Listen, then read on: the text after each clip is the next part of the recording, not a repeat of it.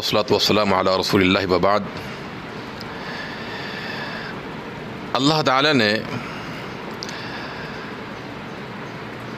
زکوٰۃ کو فرض کیا ہے اور زکوٰۃ کی فرضیت کتاب و سنت سے ثابت ہے۔ قرآن مجید میں اللہ تعالیٰ کے ارشاد وَأَقِیمُوا الصَّلَاةَ وَآتُوا الزَّکَاۃَ، نماز بھی قائم کرو، زکوٰۃ بھی ادا کرو۔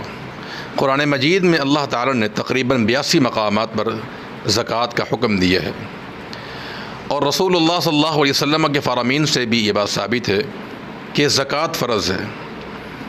فرمایا کہ بنی الاسلام علی خمس، اسلام کے 5 ارکان ہیں، اس میں ایک رکن عظیم زکوٰۃ کا بھی ہے۔ زکوٰۃ کب فرض ہوتی ہے، اس کی کیا کیا شرائط ہیں؟ زکوٰۃ کے لیے چند شرائط ہیں۔ پہلی شرط یہ ہے کہ زکوٰۃ دینے والا مسلمان ہو، کافر شخص کی زکوٰۃ نہیں ہوتی۔ اور دوسری شرط یہ ہے کہ زکوٰۃ دینے والا شخص جس مال کی زکوٰۃ دے رہا ہے وہ اس کی ملکیت میں ہو، اس کا اپنا ذاتی مال ہو۔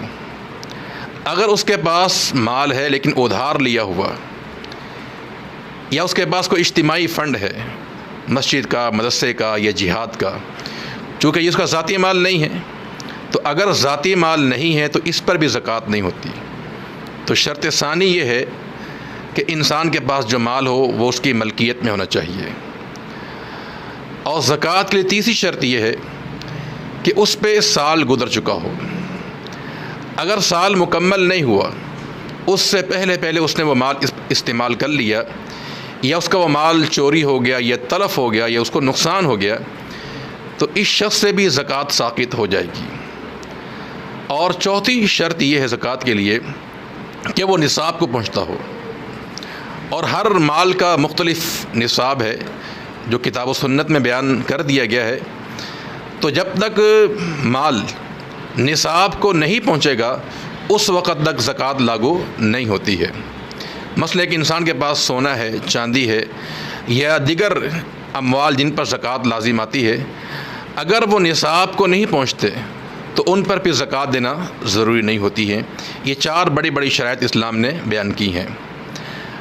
وہ اموال جن پر زکوٰۃ دینا ہوتی ہے وہ کچھ اموال ہیں، مثلا سونا، چاندی اور نقدی رقم، اور اس طرح اموال تجارت، زمین کی جو پیداوار ہے، پھل ہے، غلہ جات ہیں، اور اس طرح معدنیات ہیں اور دیگر اشیاء، شہد ہے، ان پر اسلام نے زکوٰۃ، یہ وہ اموال ہیں جن پر زکوٰۃ لازم آتی ہیں۔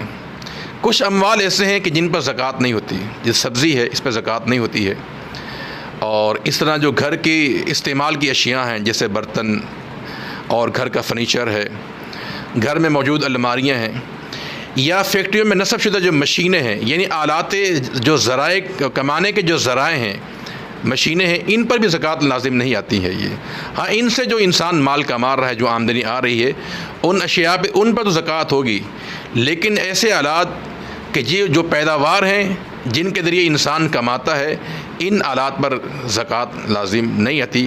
اللہ تعالی ہم سب کو سمجھ کر عمل کی توفیق عطا فرمائے۔ السلام علیکم ورحمۃ اللہ وبرکاتہ۔